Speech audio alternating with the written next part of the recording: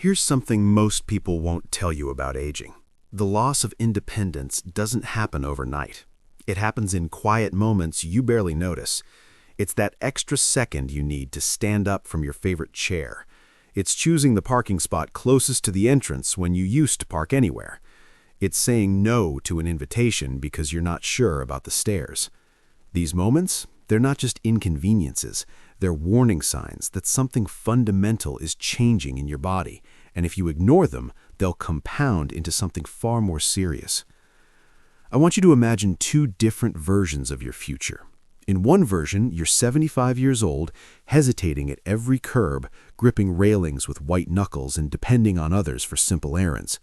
In the other version, you're that same age, but you're walking confidently through farmers markets, playing with grandchildren on the floor, and traveling without fear.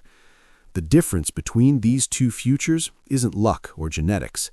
It's knowledge and action, starting right now. Today, we're going to talk about something the medical community has known for decades but rarely explains in plain language: why your legs hold the key to your independence, how the decline happens faster than you think, and most importantly, what you can do about it starting today. This isn't about becoming an athlete. It's about protecting the freedom you've spent a lifetime building.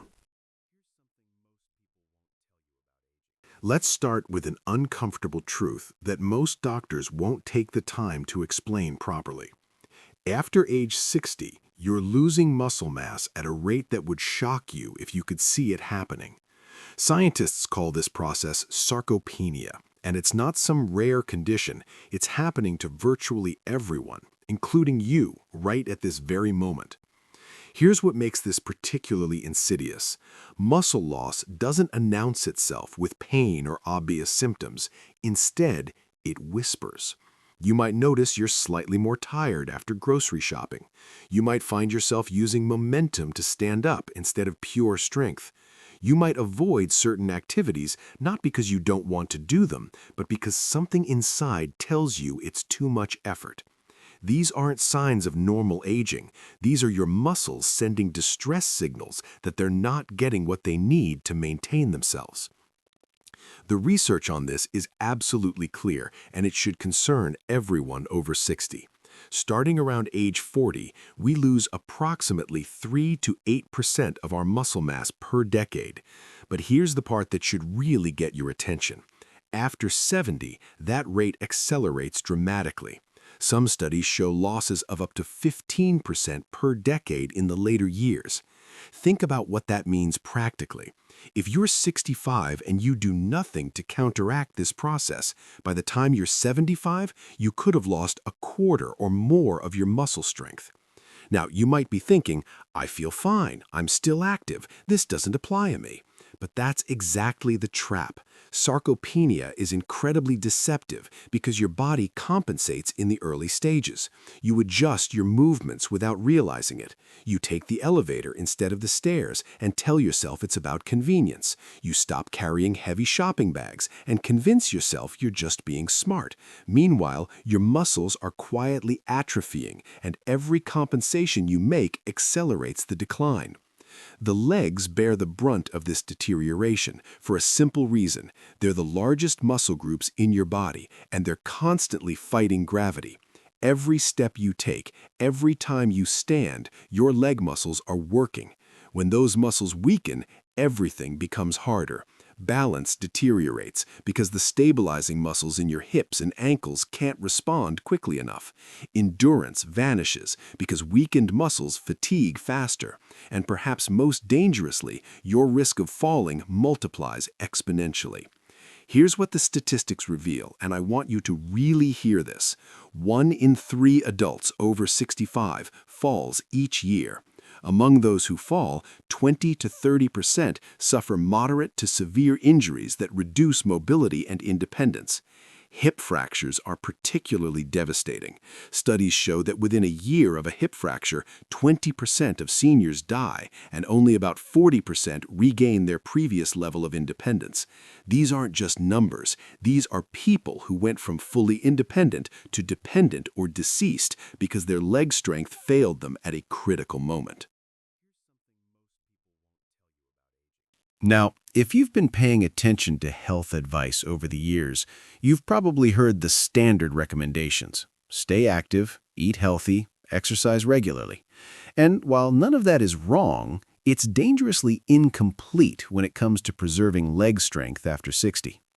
The problem is that generic advice doesn't account for the specific biological changes happening in your body right now. Let me explain why the advice you've been following might not be enough. When you were younger, your body was incredibly efficient at building and maintaining muscle.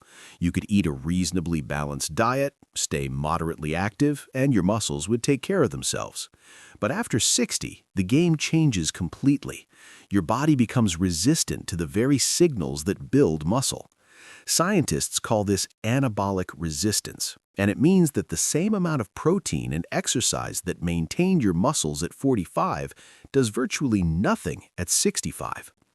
This is why your neighbor who walks 5 miles every day still struggles with weakness. This is why your friend who gardens constantly still has trouble with stairs. Walking is wonderful for cardiovascular health and general well-being, but it doesn't provide the specific stimulus your muscles need to maintain strength. In fact, here's something that might surprise you. You can walk 10,000 steps a day and still lose significant muscle mass if you're not addressing the other critical factors. The second major failure of traditional advice is the complete misunderstanding of protein needs in older adults. For decades, the standard recommendation has been 0.8 grams of protein per kilogram of body weight. That might be adequate for a 30-year-old office worker, but it's woefully insufficient for someone over 60 trying to preserve muscle mass. Recent research suggests that older adults need anywhere from 1 to 1.2 grams per kilogram, or even higher if they're active. That's a 50% increase from the standard recommendation. But here's where it gets even more specific and important. It's not just about total protein intake. It's about how you distribute that protein throughout the day. Your body can only process and utilize a certain amount of protein at one time for muscle building. Eating all your protein at dinner does you very little good. You need to spread it across breakfast, lunch, and dinner, with each meal containing at least 25 to 30 grams of high-quality protein. Most older adults I talk to aren't getting anywhere close to this, especially at breakfast. The third critical gap in traditional advice is the complete neglect of vitamin D. Most doctors will tell you to get some sunshine and maybe eat some fortified foods, but they rarely explain just how crucial this nutrient is for muscle function. Vitamin D isn't just about calcium absorption and bone health. It directly affects muscle strength, and deficiency is rampant among older adults. Some estimates suggest that up to 80% of seniors are deficient in vitamin D. The reasons are simple. You spend less time outdoors, your skin becomes less efficient at producing vitamin D from sunlight, and your kidneys become less effective at converting it to its active form. When you're vitamin D deficient, your muscles simply don't function optimally. You'll feel weaker, your balance will suffer, and your risk of falling increases dramatically. Yet most people over 60 have no idea what their vitamin D levels are because it's not part of routine testing. This is a massive oversight that could be corrected with a simple blood test and supplementation if needed. So if traditional advice isn't enough, what actually works? After reviewing decades of research and observing what separates those who maintain their independence from those who lose it, I've identified 3 pillars that must all be addressed simultaneously. Miss any one of these, and you're building on an unstable foundation. Pillar 1. Strategic protein distribution. Let's get specific about protein, because this is where most people get it wrong. You need high-quality protein at every single meal, but not all proteins are created equal for older adults. Animal proteins like eggs, chicken, fish, and Greek yogurt contain all the essential amino acids your muscles need, particularly leucine, which is the trigger for muscle protein synthesis. Plant proteins can work, but you need to be more strategic about combining them to get complete amino acid profiles. Here's what a day should look like. Breakfast might include 3 eggs or a cup of Greek yogurt with nuts. giving you about 25 to 30 grams of protein. Lunch could be a chicken breast or a large serving of beans with quinoa, again targeting that 25 to 30 gram range. Dinner follows the same pattern. Notice that we're front-loading protein, not saving it all for the evening meal. This distribution maximizes muscle protein synthesis throughout the day. But here's a detail most people miss. Timing matters. Around activity, if you're doing resistance exercises, which we'll discuss shortly, consuming protein within 2 hours afterward significantly enhances muscle recovery and growth. This doesn't mean you need protein shakes or special supplements. It simply means being intentional about when you eat your meals relative to when you exercise. Pillar 2, resistance-based movement. This is the pillar that makes people most uncomfortable, but it's absolutely non-negotiable. Your muscles will not maintain themselves through walking alone. You must challenge them with resistance. Now, before you picture yourself in a gym surrounded by young people and complicated machines, understand that resistance training for leg strength can happen entirely in your home, with nothing but your body weight and perhaps a sturdy chair. The exercises that matter most are deceptively simple. Sit-to-stand movements, where you slowly lower yourself into a chair and stand back up without using your hands. This single exercise works your quadriceps, glutes, and core simultaneously. If you can do 3 sets of 10 repetitions 3 times per week, you're providing a powerful stimulus for muscle maintenance. Too easy? Hold weights. Too hard? Use your hands for assistance, but focus on gradually reducing how much you rely on them. Calf raises are equally crucial, but often overlooked. Stand near a counter for balance, rise up onto your toes, hold for 2 seconds, and slowly lower back down. Your calves are critical for balance and walking efficiency. Weak calves mean unstable walking and increased fall risk. 3 sets of 15 repetitions, again 3 times per week, can make an enormous difference. The third essential exercise is the step-up. If you have stairs, use the bottom step. If not, a sturdy low platform works perfectly. Step up with one leg, bring the other up to meet it, then step back down. This mimics one of the most challenging real-world activities, climbing stairs. By practicing it regularly, you ensure that stairs remain accessible rather than becoming barriers. The final pillar addresses the specific vitamins and minerals that directly impact muscle and bone strength in your legs. We've already discussed vitamin D, but calcium deserves equal attention, particularly for women over 60 who face accelerated bone loss after menopause. You need about 1,200 milligrams of calcium daily, but here's the critical detail. Your body can only absorb about 500 milligrams at a time. This means spreading calcium intake across multiple meals matters just as much as total intake. Dairy products are the most concentrated source, but if you're lactose intolerant or avoid dairy, fortified plant milks, leafy greens like kale and collards, and canned fish with bones like sardines all provide excellent alternatives. Magnesium is the forgotten mineral in this equation. It works synergistically with calcium and vitamin D for both bone and muscle function. Deficiency is common and contributes to muscle cramps, weakness, and poor exercise recovery. Nuts, seeds, whole grains, and dark leafy greens provide magnesium, but many older adults benefit from supplementation because dietary intake often falls short. Vitamin K2 is the final piece that rarely gets mentioned but matters tremendously. It directs calcium to your bones instead of your arteries, which becomes increasingly important with age. Fermented foods like natto and certain cheeses contain K2, but again, supplementation often makes sense for optimal levels. Now, even if you get the nutrition perfect and you're doing the right exercises, there's still one factor that can undermine everything or multiply your results: the quality of your sleep. This is the hidden multiplier that almost nobody talks about when discussing muscle health in older adults. During deep sleep, your body releases growth hormone, which is essential for muscle repair and maintenance. As you age, you naturally spend less time in deep sleep, which means less growth hormone release, which directly contributes to muscle loss. It's a vicious cycle that compounds the challenges of maintaining strength. But here's what makes this particularly relevant to leg strength. Poor sleep also affects balance and reaction time. Studies show that even one night of inadequate sleep significantly increases fall risk the following day. When you're chronically sleep deprived, which many older adults are, you're walking around with impaired coordination and slower reflexes, making every step riskier. The connection between sleep and muscle extends to inflammation as well. Poor sleep triggers inflammatory processes in the body that accelerate muscle breakdown. Meanwhile, quality sleep reduces inflammation and enhances recovery from exercise. This means that the resistance training we discussed earlier becomes far more effective when coupled with good sleep. So what constitutes good sleep for leg strength preservation?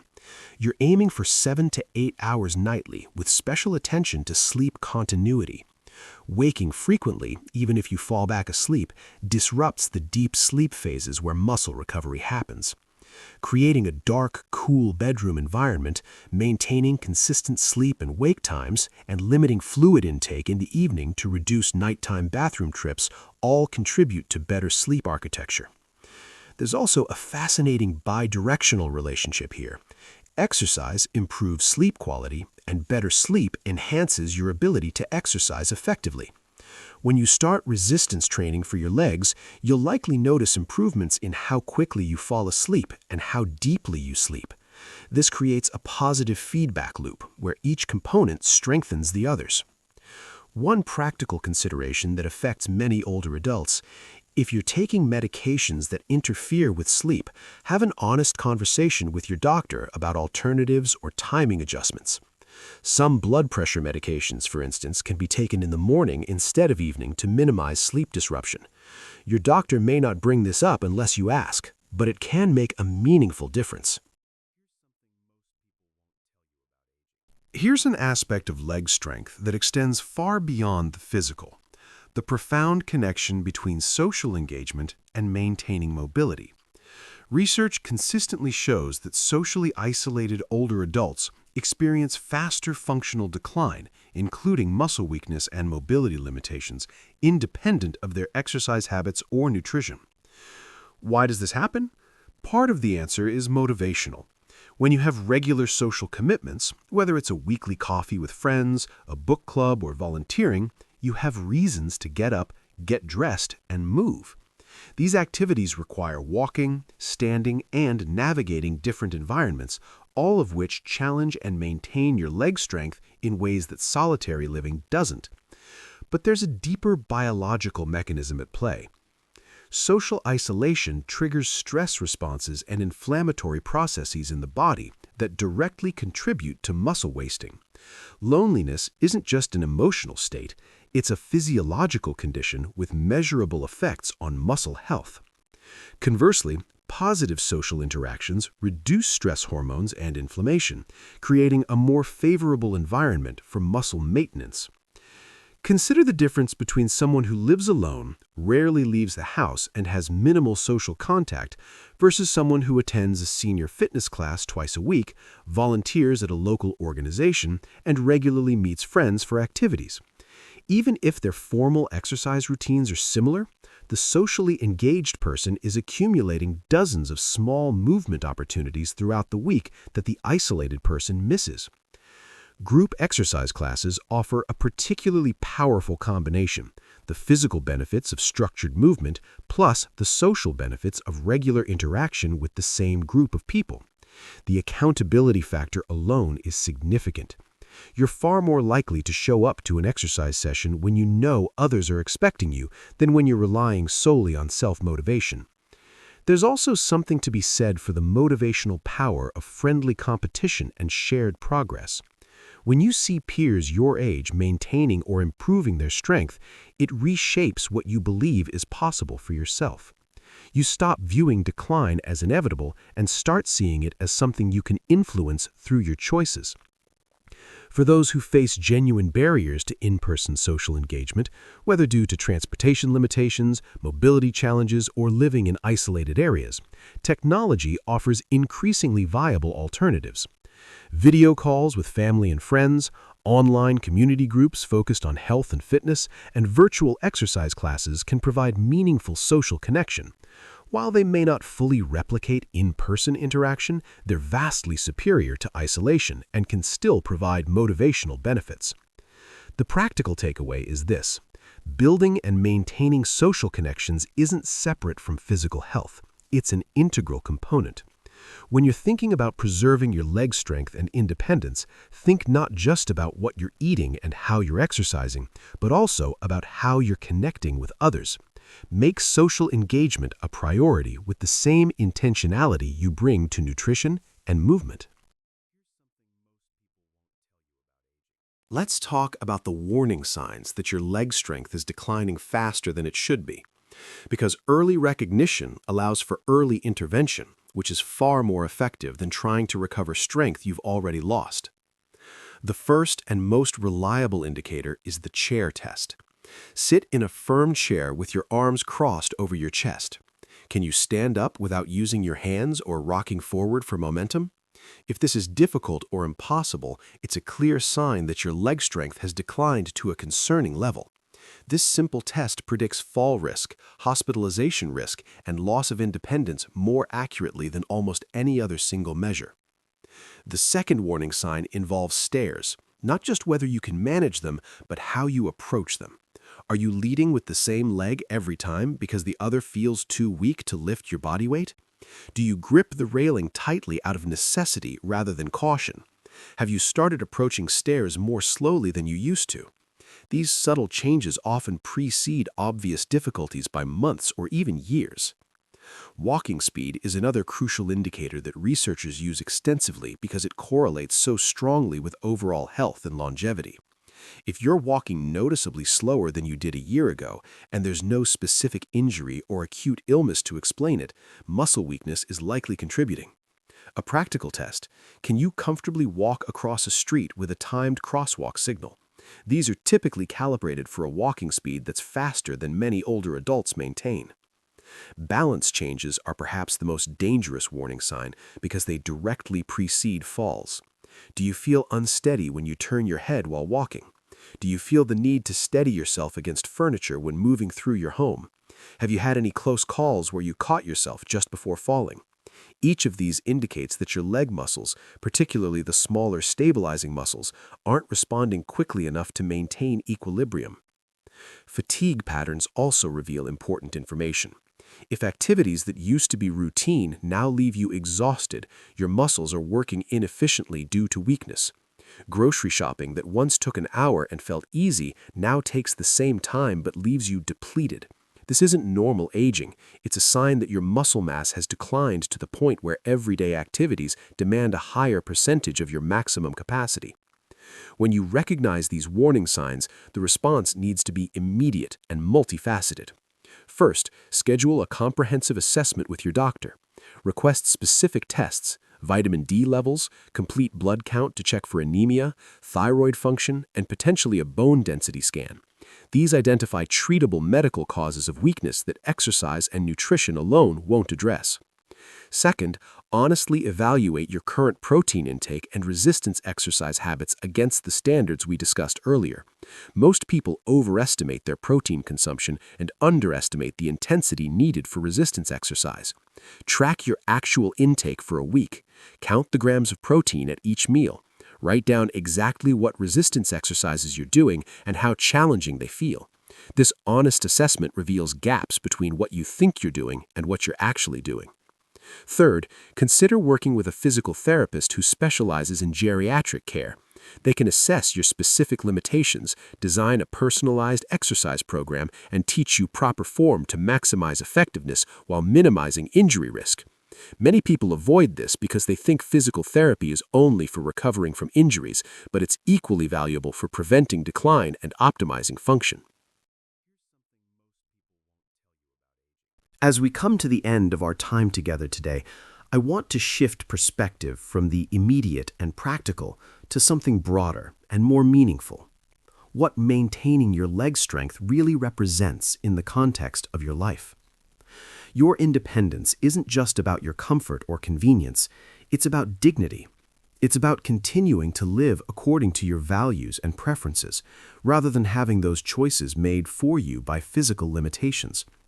Every step you take to preserve your strength is a vote for continued autonomy, for remaining the author of your own story, rather than becoming a character in someone else's caregiving narrative. Think about the activities that bring you joy and meaning. Maybe it's working in your garden, visiting friends, attending religious services, or simply maintaining your own household. Every single one of these requires leg strength as a foundation. When you invest in maintaining that strength, you're not just preserving muscles, you're protecting access to the life you want to live. There's also the relationship between physical capability and mental health that deserves attention. Depression and anxiety rates increase dramatically among older adults who lose their independence. The loss of autonomy, the feeling of becoming a burden, the shrinking of one's world as activities become inaccessible. These psychological impacts are just as serious as the physical ones. Maintaining your strength isn't vanity, it's mental health care. Consider, too, the impact on your loved ones. Adult children worry enormously about aging parents' safety and independence. By taking proactive steps to maintain your strength, you're not just helping yourself, you're providing peace of mind to those who care about you. You're demonstrating that aging doesn't mean surrendering to decline, and you're modeling for the next generation what proactive aging looks like. The beautiful truth about everything we've discussed today is that it's never too late to start. Your muscles retain the ability to respond to resistance training and adequate protein throughout your entire life. Studies have shown significant strength gains in people in their 80s and 90s who begin appropriate exercise programs. The adaptations may come more slowly than they would have at 40, but they still come. What matters most isn't where you are today, but the direction you're heading.